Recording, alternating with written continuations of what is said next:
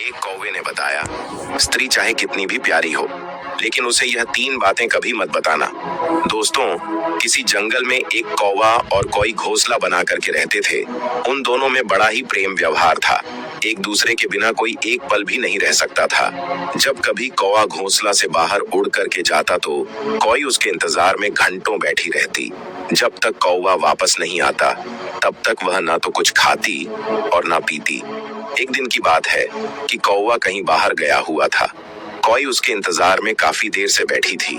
कुछ देर के बाद कौवा आया और चुपचाप जाकर के अपने घोंसले में लेट गया।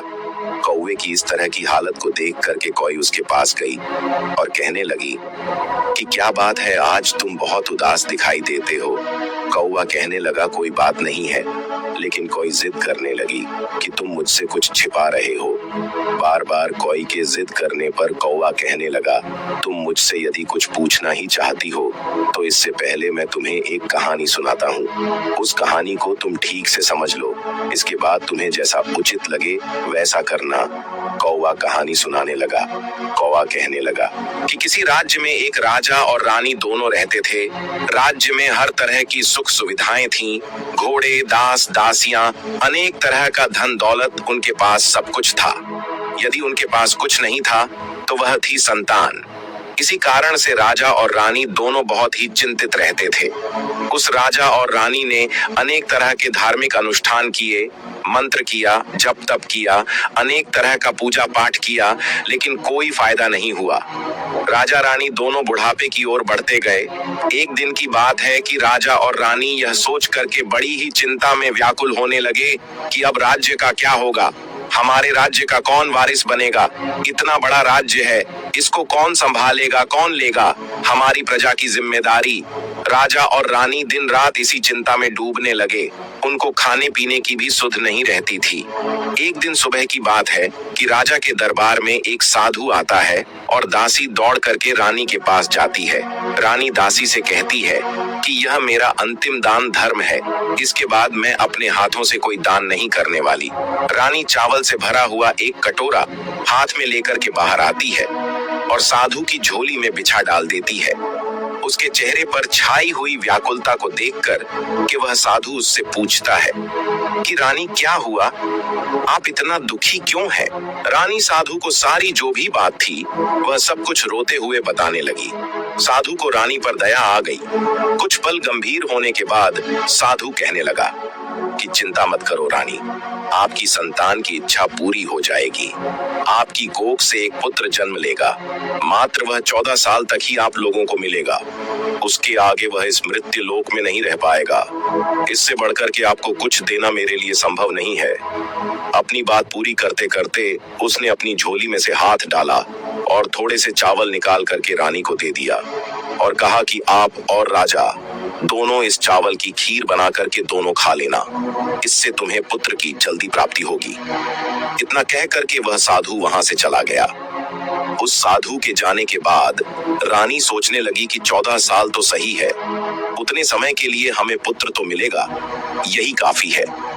उतने साल तक मैं उसे जी जान से बड़ा करूंगी, उसका पालन पोषण करूंगी, उसे बहुत प्यार करूंगी, उसे दुलार करूंगी और अपनी संतान की जो हमारे मन में इतने दिनों से इच्छा मरी पड़ी हुई थी वह जीवित हो जाएगी। कौवा कहने लगा कि उस रात अपना सारा राजकाज खत्म करने के बाद रानी राजा के पास पहुंची और राजा को जाकर के सारी बात बता दी कि साधु ने उसे कुछ चावल दे करके खीर बना करके खाने के लिए कहा।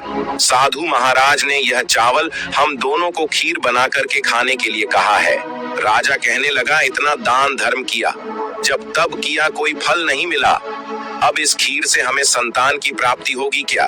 उस पर रानी कहने लगी, जब इतना सब कुछ किया तो अब यह भी सही, इतना भी कर लेते हैं। हो सकता है इसके बाद ईश्वर हमारी इच्छाएं को पूरी कर दे। उस साधु के क्रोध को क्यों बुलावा दे? यदि उसका हम कहना नहीं मानेंगे तो वह साधु नाराज हो जाएगा। राजा को अब किसी पर विश्वास था नहीं, लेकिन पत्नी को दुख न पहुंचे इसलिए वह राजा राजी हो गया।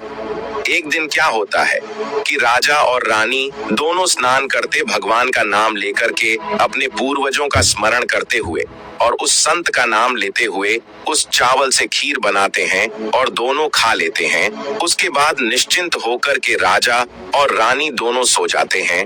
कुछ दिन बीत जाते हैं और साधु द्वारा कहे के अनुसार रानी गर्भवती हो जाती है। उस पर राजा रानी बहुत ही खुश होते हैं और उनकी खुशी फूले नहीं समाती है। राजा रानी से कहने लगा कि महारानी, सचमुच साधु महाराज की कृपा हमारे ऊपर बरस पड़ी है। जब उसका समय पूरा हुआ, 9 माह के बाद पूरे समय के अनुसार रानी ने एक बहुत ही सुंदर पुत्र को जन्म लिया। बड़ा ही तेज था, उसके चेहरे पर मुखमंडल उसका चमक रहा था। राजा ने बड़ी धूमधाम से पुत्र के नामकरण किया और सारे राज्य में कई दिनों तक भंडारा चलवा उत्सव मनाया गया। और अब पुत्र की कुंडली को देखने के लिए राज्य के सबसे बड़े विद्वान पंडित को राजा ने बुलवाया। पंडित जी ने जब उस पुत्र की कुंडली को देखा तो पंडित जी कुंडली देख करके बहुत चिंतित हो गए। कहने लगे कि महाराज, जो यह पुत्र है सिर्फ 14 साल तक जीवित रहेगा। राजा को इस बात की भनक भी नहीं थी। रानी को भी साधु महाराज की बात याद आ गई। दोनों चुप रह जाते हैं। उसके बाद राजा और रानी बड़े लाड प्यार से बेटे का पालन पोषण करते हैं। उस बेटे की हर ख्वाहिश को, हर जिद को वे पूरी करते हैं। थोड़े समय के लिए ही सही, भगवान ने संतान की अपनी मुराद पूरी कर दी। इससे वह हमेशा अपना किस्मत मानते थे। राजपुत्र दिन प्रतिदिन बड़ा होता गया। जब वह 7 साल का हो जाता है तो राजा एक अच्छे गुरु की नियुक्ति करके उसे पढ़ाई लिखाई में राज शस्त्र विद्या का और घुड़सवारी आदि जब भी 12 विद्याओं का शिक्षण कराते हैं। जब वह सब शास्त्र और विद्या में पारंगत हो जाता है और 12 साल की उम्र का वह जब बालक हो जाता है, तब एक अच्छी सी राजकन्या को देख करके उस बालक की शादी करवा दी जाती है। 2-3 साल बीत जाते हैं। बेटा जब 14 साल का हो जाता है तो एक दिन वह राजपुत्र राजा से कहता है कि पिताजी, मैं अपने राज्य को घूम करके देखना चाहता हूँ। आज तक मैंने इस राज्य दरबार के और इस महल के सिवाय मैंने बाहर कुछ नहीं देखा है। बेटे की बात को सुनकर के राजा बड़ा परेशान हो जाता है, क्योंकि पुत्र को 14वां साल शुरू हो गया था। अब कोई अनहोनी होने का वक्त नजदीक आ पहुंचा था। लेकिन राजा यह सब बातें पुत्र को नहीं बता सकता था। वह क्या करता कि चेहरे की खुशी ला करके बेटे से कहता, हाँ हाँ जरूर जाओ बेटा, तुम्हें अपना सारा राज्य घूम करके देखना चाहिए। कहाँ क्या है यह सब जानना बहुत जरूरी है। कल मेरे बाद ही को इस राज्य का राजा बनना है। मात्र एक बात का ध्यान रखना, तुम जहाँ जा रहे हो, क्या कर रहे हो, यह बात अपनी पत्नी को कभी मत बताना। पुत्र कहता है, ठीक है पिताजी, आपने जो भी कहा है मैं वैसा ही करूंगा।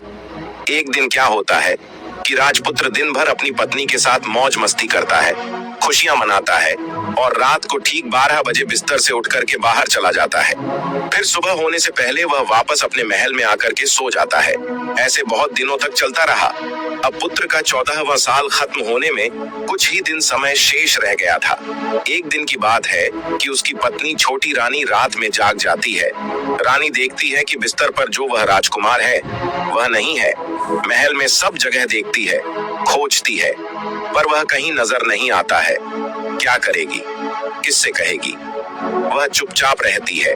फिर सुबह होने पर वह देखती है कि उसका पति अपने बिस्तर पर सोया हुआ है। वह पति से कुछ नहीं पूछती, लेकिन दूसरी रात भी वैसे ही होता है। तीसरी रात, चौथी रात, ऐसे कई दिनों तक चलता रहता है।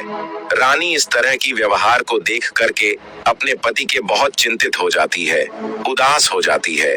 पति रात को कहाँ जाता है, क्या करता है, किससे मिलता है? उसके मन में अनेक तरह के सवाल उठते हैं, लेकिन उसे पूछने में उससे डर लगता है। शायद पत्नी के पूछने पर पति को गुस्सा आ जाए और वह गुस्से में आकर के कुछ भी कर बैठे। सास ससुर से पूछने के बारे में सोचा तो उसकी कुल मर्यादा के बीच में आ जाती है। सोचने लगती है कि इस बात को अपने सास ससुर से क्यों पूछूं। इसी तरह से मन ही मन में वह कुटती रहती है। इस हालत से उसे खाने पीने में किसी प्रकार की कोई दिलचस्पी नहीं रह जाती है। धीरे धीरे वह एकदम से दुबली पतली होकर के कमजोर हो जाती है।